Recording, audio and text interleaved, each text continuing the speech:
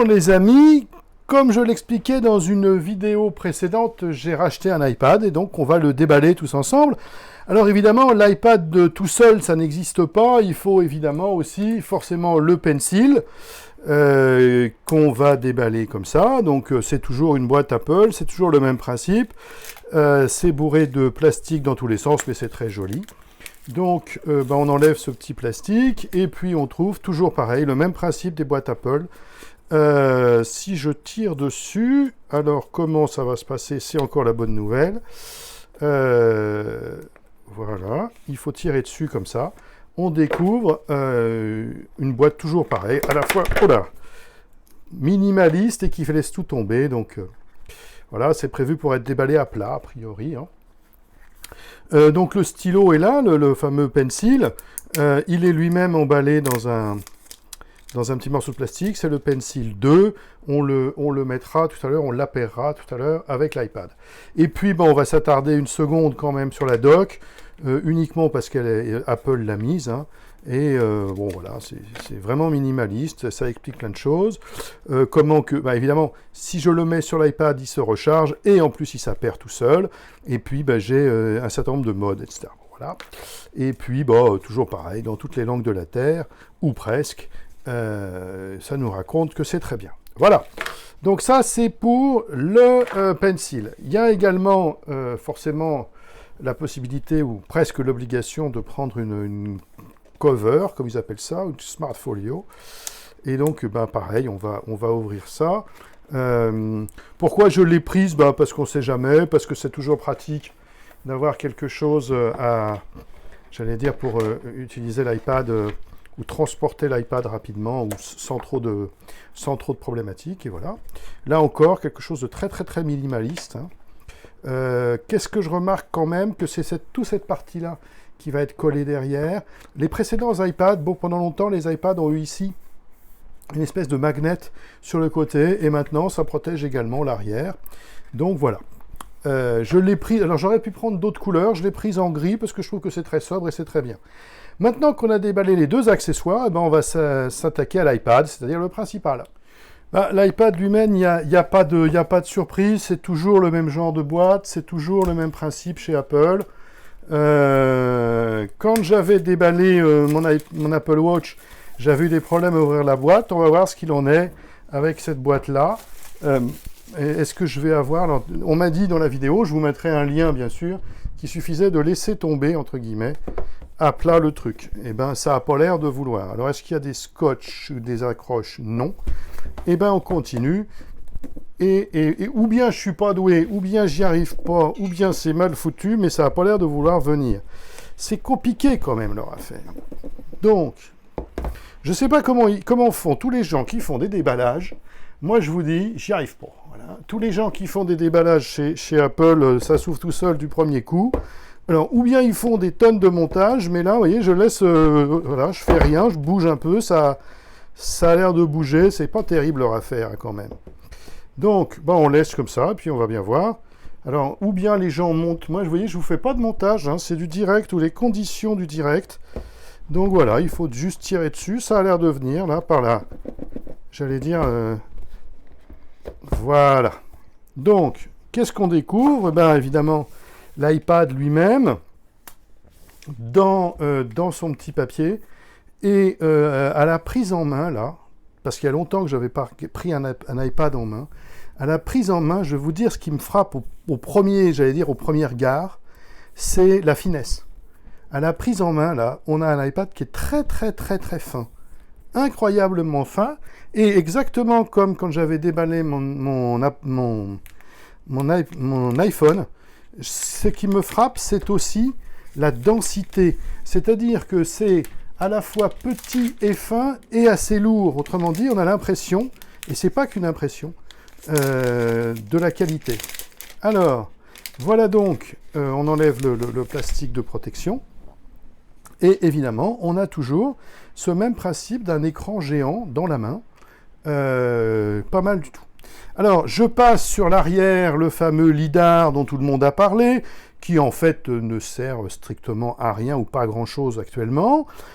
Sur les appareils photo et les possibilités photo-vidéo, je ne sais pas si j'utiliserai pour les vidéos ou des photos, on ne sait jamais, mais pourquoi pas.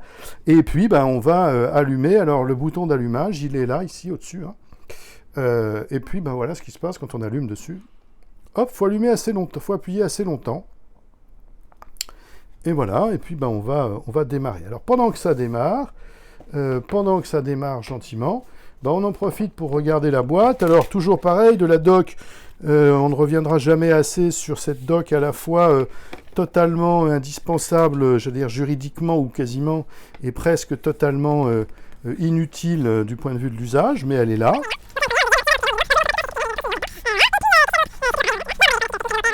Et puis les sempiternels autocollants Apple. Alors ça c'est amusant parce que dès le premier Mac en 84, il y avait des autocollants, il y en a toujours 40 ans après. Je trouve ça marrant.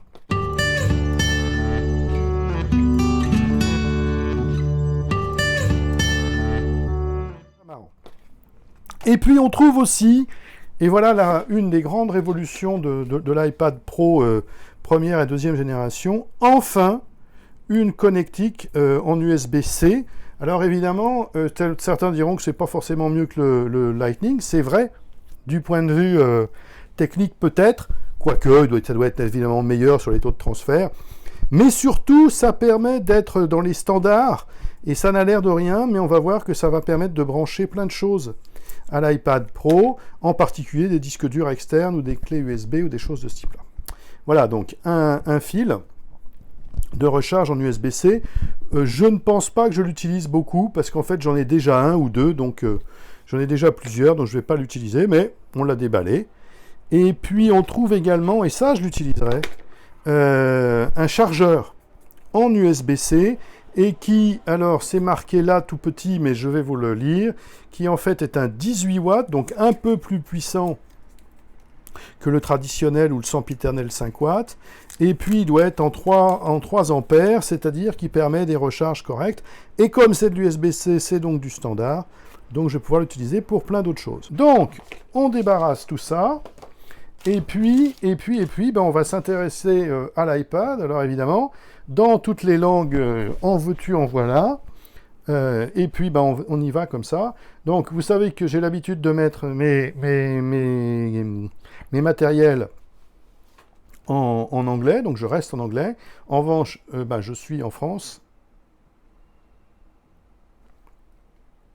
Voilà, je suis en France et on l'a bien en anglais. Alors, est-ce que je veux faire un quick start? Eh bien non. Qu'est-ce que ça m'explique? Ça m'explique que je peux tout transférer depuis mon iPhone, mais je vais le faire à la main. Et on va commencer par choisir un réseau Wi-Fi. Alors, ici, il faut que j'arrête la vidéo pour me connecter à mon réseau à la maison. Voilà, c'est fait. Donc, vous avez remarqué, en fait, ici, on voit le clavier, évidemment, il est en QWERTY, puisque j'ai choisi l'anglais. C'est pas grave, ça se réglera. Je reviendrai, je vous ai promis une vidéo sur les claviers un jour. Je reviendrai sur le fait que bien souvent, pour tout un tas de choses, cette disposition à QWERTY est meilleure. Alors, on appuie sur rejoindre le réseau et ça devrait bien se passer. Donc, quand on a mis le mot de passe, tout simplement, l'iPad essaye de se connecter au réseau. Il s'y connecte d'ailleurs. Et puis, il est en train de se mettre à jour, en fait, et de s'inscrire, comme on disait quand j'étais jeune. Donc là, on nous explique qu'il y a des problèmes de protection des données, tout ce que l'on voudra. On est dans le monde Apple, c'est pas trop mal. Tiens, je vais faire du Face ID, et puis on se retrouve dans une minute.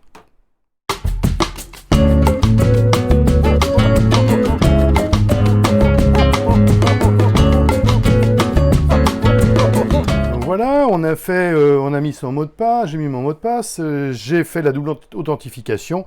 Évidemment, on se retrouve sur iCloud, donc il faut être d'accord avec tout un tas de choses qui disent on ne sait pas trop quoi, et de toute façon, si on n'est pas d'accord, on n'a pas le choix.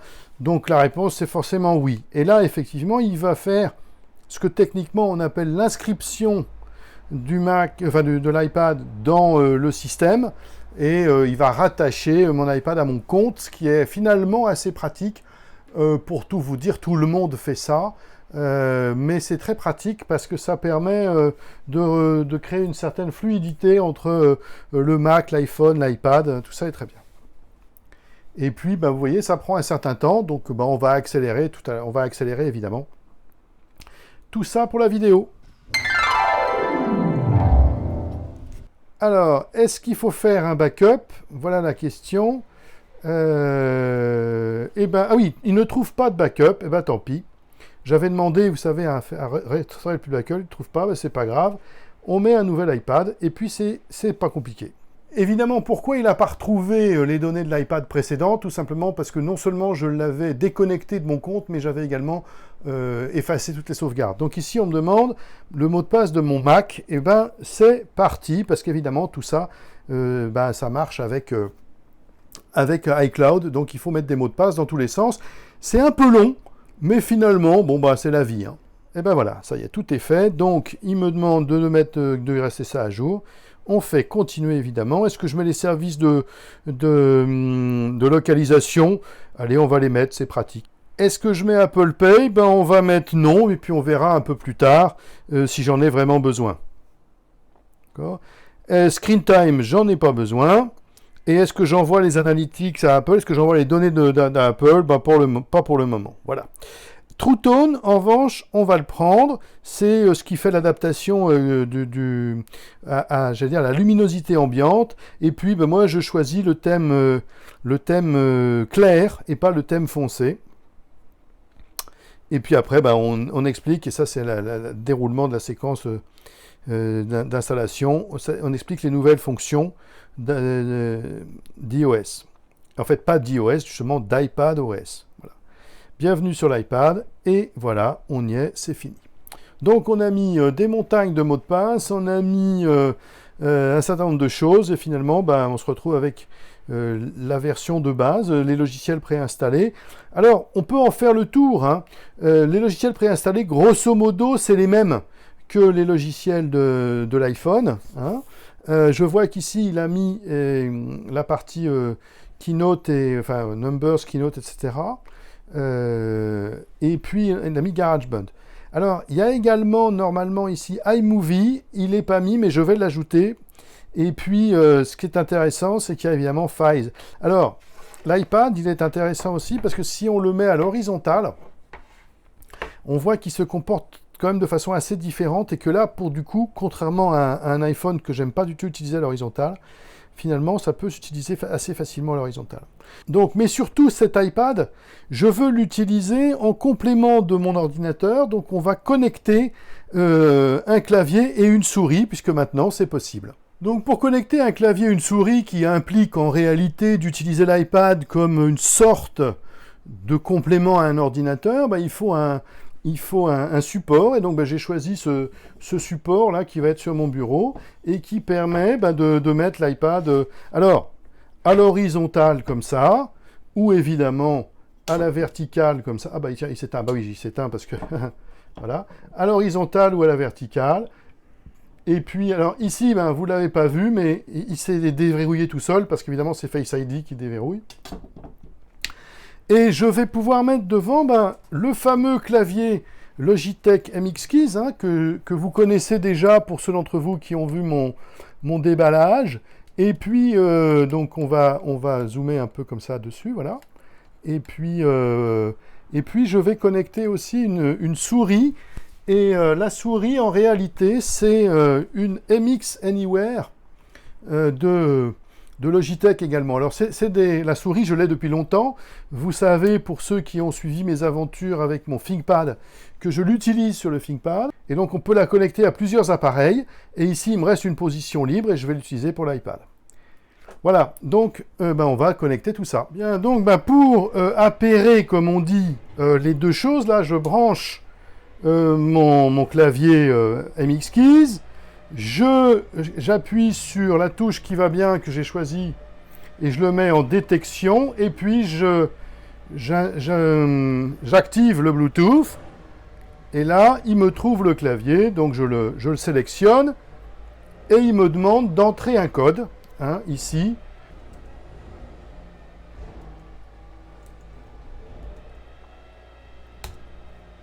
Voilà. Et là, il est connecté. Donc, ben, en fait, maintenant que le clavier est connecté, en fait, par défaut, entre guillemets, l'iPad va choisir le clavier Donc ben voilà, il va chercher, c'est très pratique, et moi c'est ce que je veux faire, parce qu'évidemment, je vous montrerai comment je veux m'organiser. Maintenant que j'ai connecté mon clavier, je vais également connecter la souris, donc je choisis la position qui m'intéresse pour mettre l'iPad, pour la connecter sur l'iPad. J'appuie évidemment sur le bouton de connexion et rebelote. On se met ici, elle apparaît ici, donc je la prends. Et bim, je choisis de l'appairer et c'est fait. Donc ici, alors, tout le monde l'a remarqué, si vous vous intéressez à l'iPad Pro, vous le savez, en réalité, quand on met la souris, ça se manifeste non pas par une flèche, mais par cette espèce de rond qui permet d'utiliser l'iPad, j'allais dire, au clavier à la souris. C'est exactement ce que je voulais. Donc ça tombe très bien. Donc si maintenant je choisis une application ici, je peux choisir une application, je retrouve ma petite note ici, et puis c'est parti, et je peux travailler. Donc voilà ce que je voulais faire avec mon iPad, et on va bien voir, c'est parti. Eh bien les amis, voilà à peu près à quoi je voulais en venir, c'est-à-dire sur mon bureau, mon ordinateur principal et un iPad en complément, et puis un seul clavier pour les deux. Et évidemment, je peux passer de l'un à l'autre avec ces deux petites touches là magiques.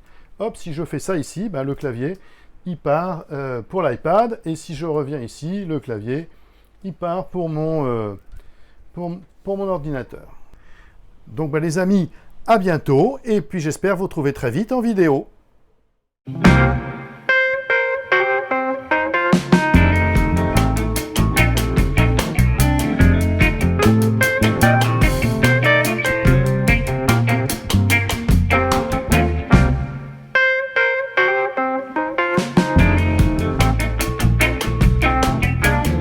Le clavier et la souris, il reste l'Apple Pencil, là que voilà.